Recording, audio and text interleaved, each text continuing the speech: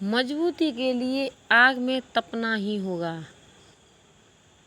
आत्मशक्ति का मानव शरीर में ठीक तरह से अवतरण हो इसके लिए उसकी कुछ पात्रता की जरूरत होती है।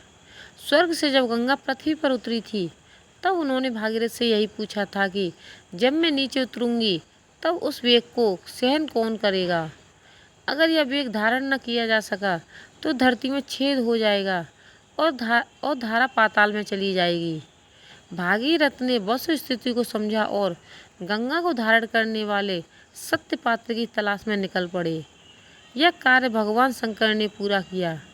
इसी तरह समर्थ गुरु रामदास के पास बड़ी आध्यात्मिक शक्ति थी जिसे वो किसी को देना चाहते थे, लेकिन सत्य पात्र न मिलने पर किसे दें। उन्होंने बालक शिवाजी की परीक्षा ली, आंखों में दर्द का बहाना किया और उसके उपचार में सिंघनी के दूध की आवश्यकता बताई। यदि शिवजी स्वार्थी शिष्यों की तरह उस झंझट से कतरा गए होते तो उन्हें न तो समर्थ गुरु का अनुग्रह मिला होता और न ही भवानी की दी हुई अपराजिता तलवार मिल पाती। कहने का मतलब है कि समर्थ गुरु रामदास की तरह कई अनुभवी और गुणी गुरु सदैव ऐसे सत्यपात्र की तलाश में रहते हैं जिसे वो अपनी अध्यात्म की असल पूंजी दे सकें। अरुण, धौम, सुखदेव, नचिकेता आदि की कथाएं हमारे शास्त्रों में वर्णित हैं, जिनमें उनके गुरुओं ने कठोर परीक्षाएं ली। प्राचीन काल में तत्वदर्शी लोग जिसे भी ब्रह्म विद्या का अनुदान देते थे वे उसकी परीक्षा अवश्य लेते थे कि वह उसके लिए उपयुक्त है या नहीं।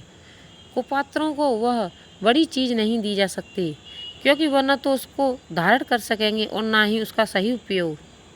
आध्यात्मिक मार्ग की वास्तविक प्रगति के लिए थोड़ा सा पूजा पाठ ही पर्याप्त नहीं होता। यदि ऐसा होता तो शिव, दधीचि, हरिश्चंद्र, मूर्ध्वज, ध्रुव, प्रहलाद, भर्तृहरि, बुद्ध, महावीर, सुदामा, शंकराचार्य, ज्ञानेश्वर, मीरा, सूरदास, तुलसीदास, अरविंद, बंदा बैरागी, महात्मा गांधी जैसे सभी धर्म प्रेमियों को कष्ट साध्य जीवन अपनाने और त्याग बलिदान के पथ पर अग्रसर होने की जरूरत क्यों पड़ती। ईसा मसीह अपने शिष्यों से कहा करते थे कि जो सच्चा ईश्वर भक्त है वह अपना क्रूस मौत अपने कंधे पर रखकर मेरे पीछे पीछे आए। दरअसल संसार के सभी ईश्वर भक्तों, धर्मपरायणों, महामानवों और सत्पुरुषों को अपनी मनोभूमि को वास्तविकता की अग्नि परीक्षा देनी पड़ी है। जो ईंट भट्टों में पकने से इनकार कर दे वह पानी की बूंद पड़ते ही गल जाने वाली निकम्मी चीज बनी रहेगी। मजबूती प्रदान करने के लिए आग को अपनाना ही होगा या उसमें तपना ही होगा। कच्चा लोहा भट्टियों में पककर ही तो फौलाद बनता है। वासना में फंसे बड़े मनुष्य को आत्मकल्याण के पथ पर अग्रसर होने के लिए त्याग और बलिदान के मार्ग अपनाना ही पड़ेगा। इसका अन्य कोई विकल्प न तो था और न ही आगे हो सकता है। कड़ी शर्तों से घबराएं नहीं। प्राथमिक कक्षा में हजारों विद्यार्थी पढ़ते हैं लेकिन कॉलेज तक इनमें से कुछ ही पहुंच पाते हैं। साथ ही पढ़ाई और कड़ी होती जाती है। कहने का मतलब है कि प्रगति की मंजिलें जैसे जैसे आगे बढ़ेंगी वैसे वैसे ही शर्तें और कड़ी होती जाएंगी।